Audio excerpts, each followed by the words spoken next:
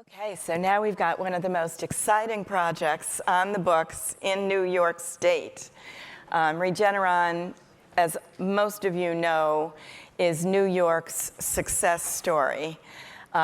Starting, as a startup out of Columbia, two scientists in Westchester, starting on a Tarrytown campus in a startup incubator, and now a fully integrated biopharmaceutical company with a $1.6 billion expansion on the books.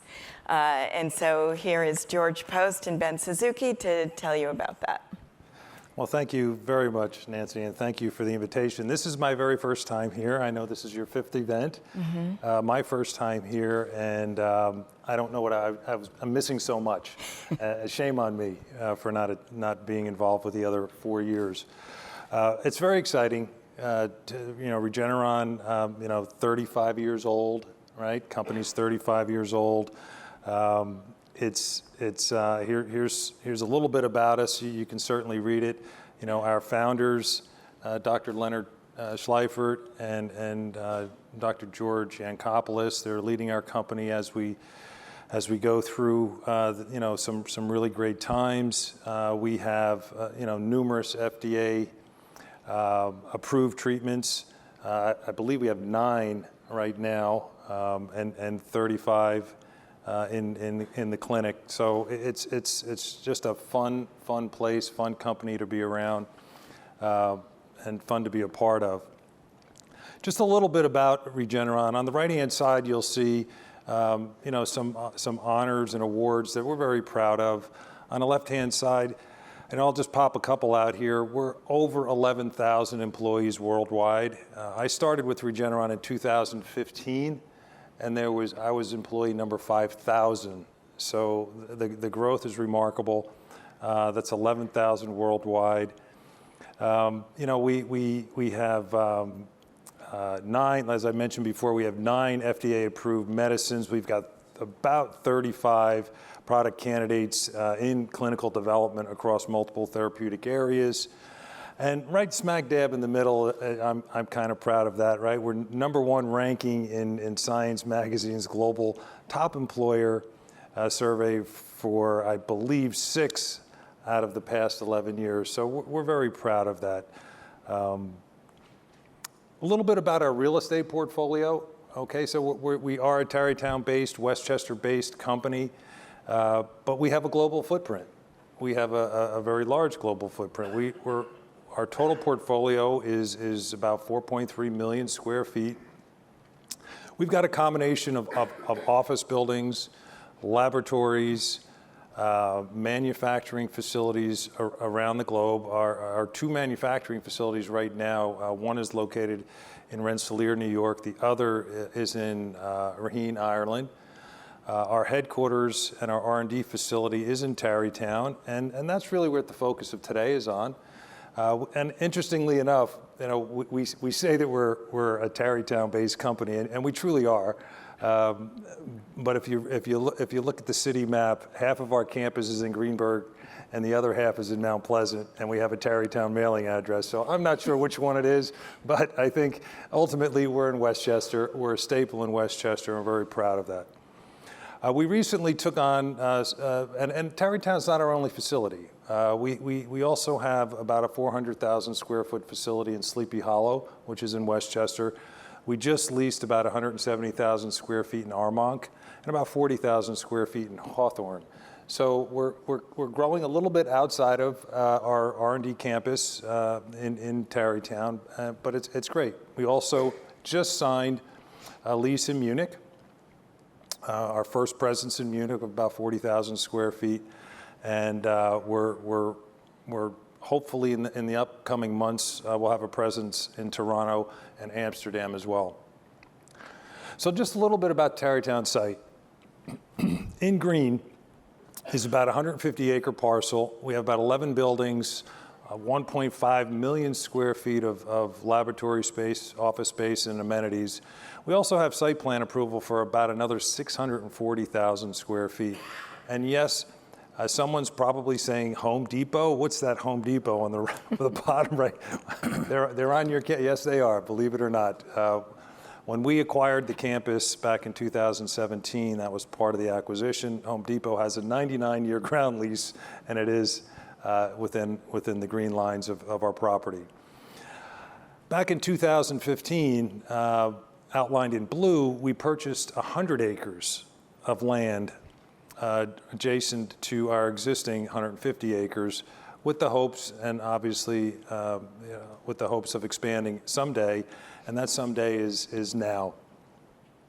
Since we have subdivided that property into 2 parcels, and Ben will be talking mostly about what's happening in parcel B, parcel B, and that's the majority of the construction that is taking place will happen on that site.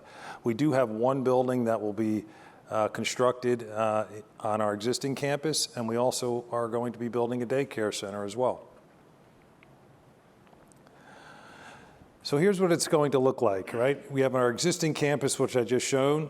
Off onto the right, we have our child daycare center, and smack dab in the middle, we have PMPD, which is our preclinical manufacturing and process development building. That is the first building that will come online. That'll come online in 2024, hopefully in the second half. Ben will talk about the inner workings of what's going into that facility as well. And then off to the far right, you'll see Loop Road West. That's the campus that we're building. That's part of the 900. It's really closer to about 1 million square feet of office space and lab space that we're building over the course of the next 5 or 6 years. Outlined in blue is future. Again, we have entitlements to build even more, so if things continue to be robust, we'll continue to expand, hopefully in Westchester, and continue to be a staple and be able to continue to build on our Loop Road property, as well as the other half of the subdivided lot that I shared with you earlier.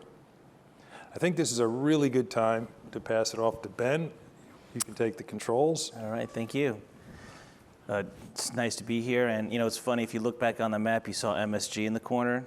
I think we know to the Home Depot, and I landed in Penn Station coming here, and we also work across from where the teams train, so just funny irony. And anyway, very happy to be here, and this is really a great conference, and I echo George's sentiments. We'll continue to visit as we support this process. So we can't build really anything of substance, at this scale without a really strong partnership and group of teams. We have many teams that support us in our campus expansion because it's, an enormous undertaking. And, the teams you see here are, I think the larger teams that support us, but there are many others as well. We certainly, don't want to forget about them, but these are the key people we interface with on a regular basis. Torcon is the construction manager of a process manufacturing, process development building we'll get into. Skanska and LaChase are the construction managers for the Loop Road site. And Flat is, the principal architect across all of these projects. I'll get into each individual projects as we go. And then the other teams, all play a very important part of helping us be successful on this project.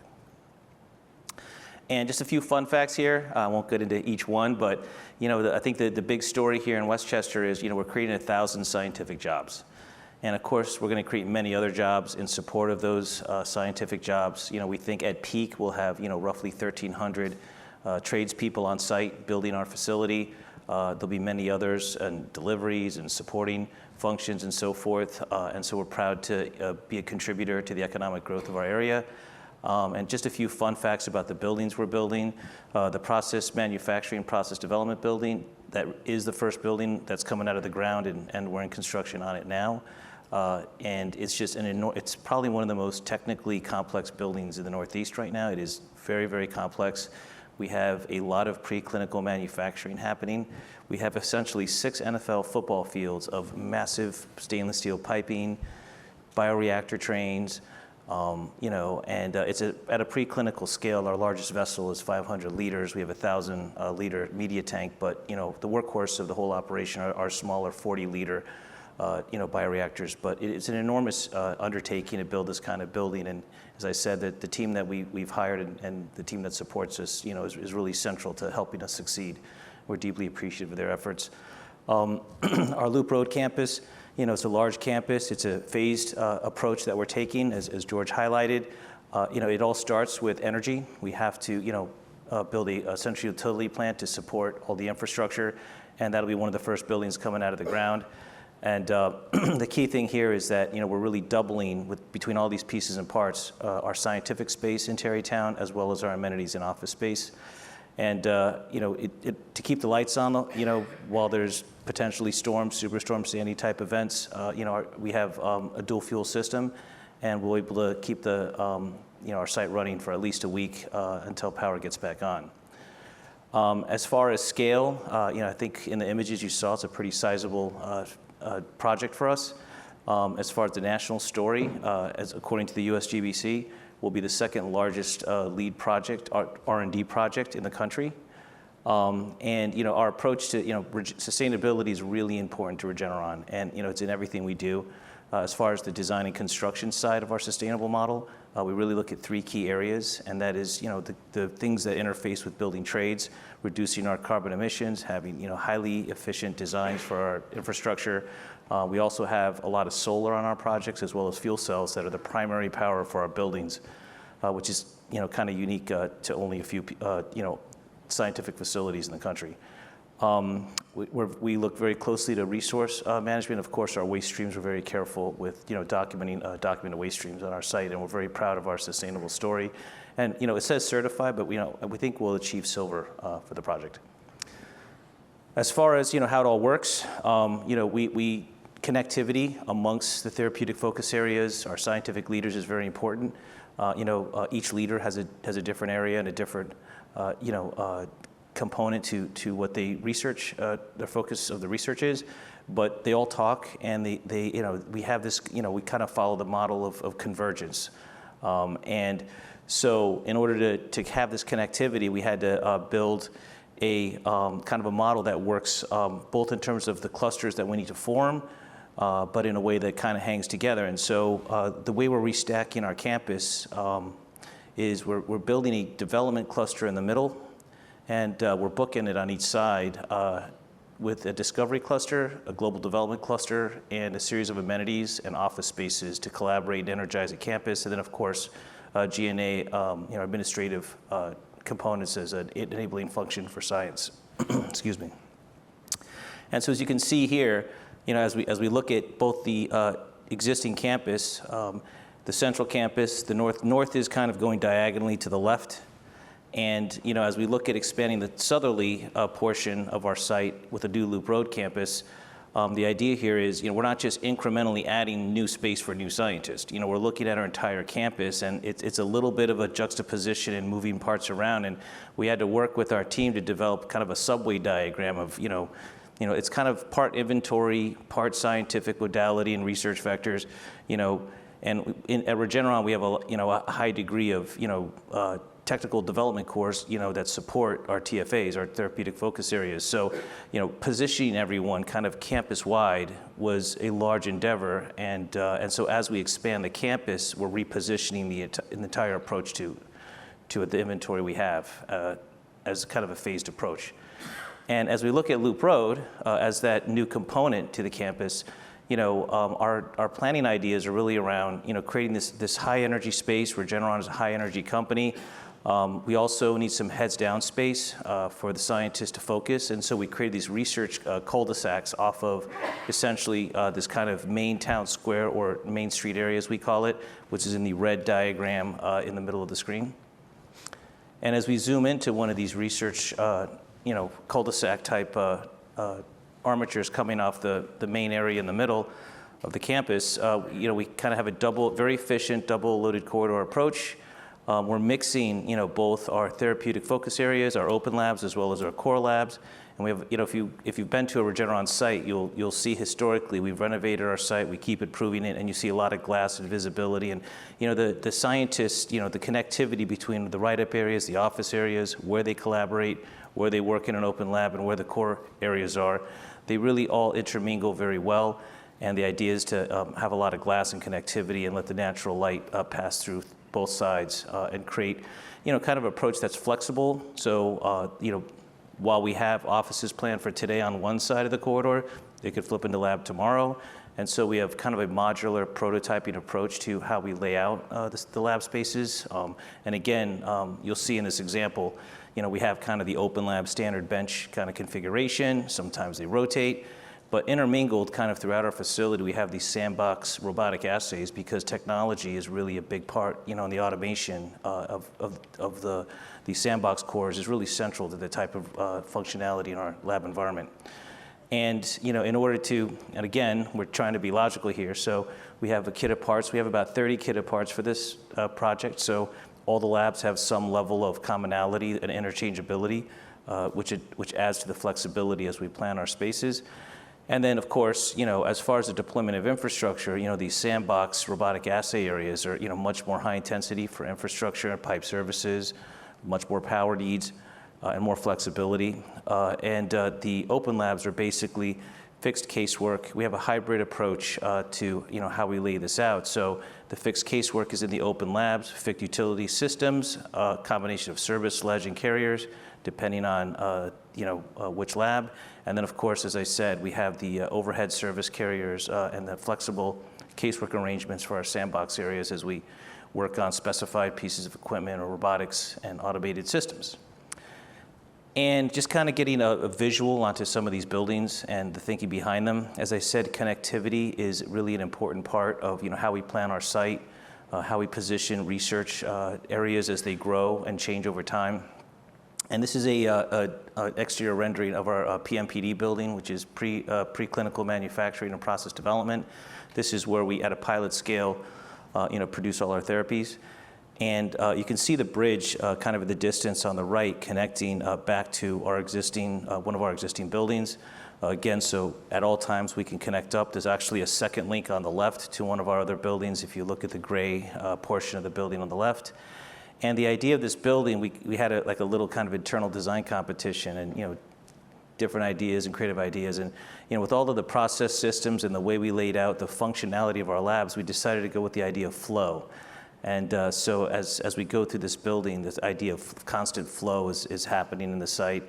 And the goal was to kind of have an inviting, kind of entry, a portal into the building that celebrates science and the spaces we work in. And if you've seen, our founders, Len and George, on a news interview perhaps, or a video, oftentimes they'll stand behind, there'll be a backdrop of bioreactors and stainless steel piping, and, they tend to kind of go in the process areas. And so we have science on display, double height glass wall, and the idea of the lobby is to really energize the space and, have an inviting place for, kind of staff-wide events for our PMPD team. And as you go through the building in the corridor systems, getting to your labs and kind of heads down spaces, highly functional, but it also is a little less energized. So the focus is back in the lab space and the environment in them. And then as we pivot over to Loop Road, just giving a little visibility into our planning. Again, the connectivity is really important. You'll see the bridge. That was, to be honest with you, an afterthought, but it wasn't really in the original scheme. But to the credit of our leaders, they asked, if that connectivity was important enough of an investment to build a very long bridge. And we have actually a barista in the middle, to kind of be in the middle between the campuses.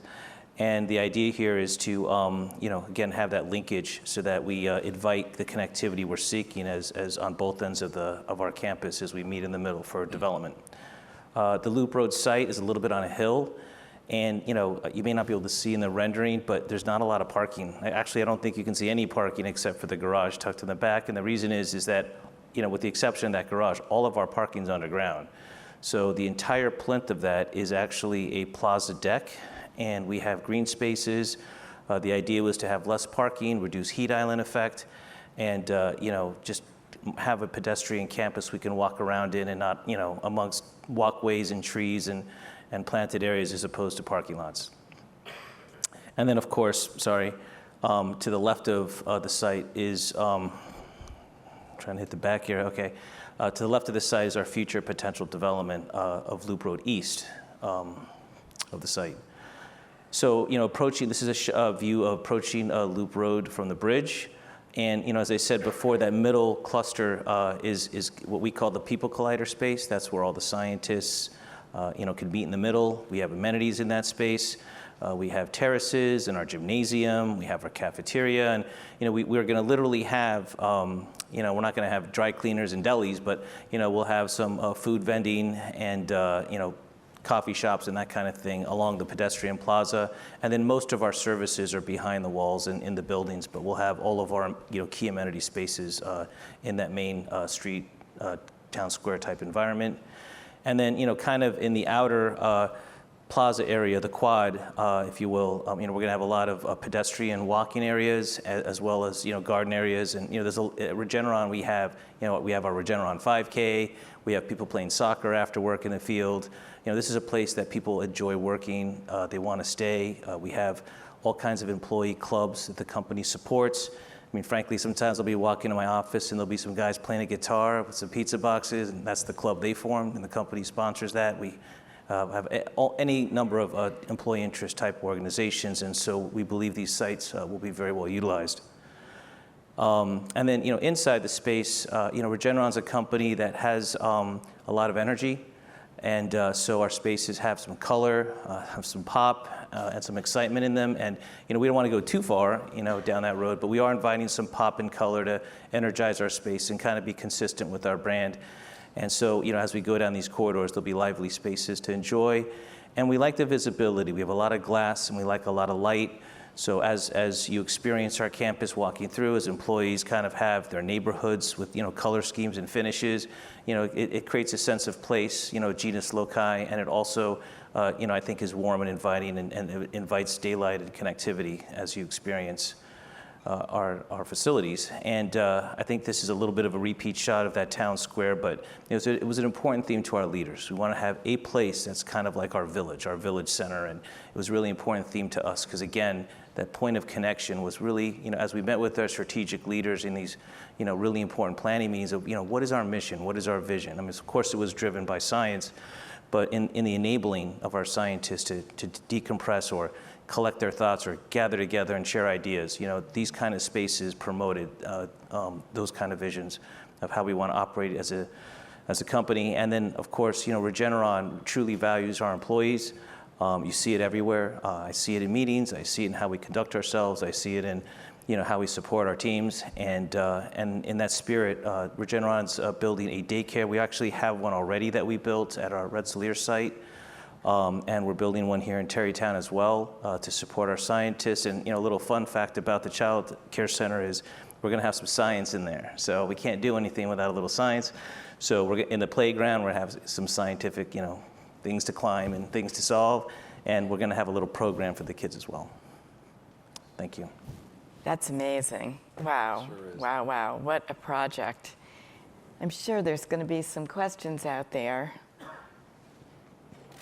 Yes. How much is it? How are you funding it? How much did New York State contribute? How much is it? How are you funding it? And how much did New York State contribute? It's $1.8 billion. It is funded by Regeneron, and the state contributed $100 million. Yeah, in what form? As a tax rebate or Job credits. job credit? Okay, well, thank you so much Thank you for very coming much. down and sharing that project with us.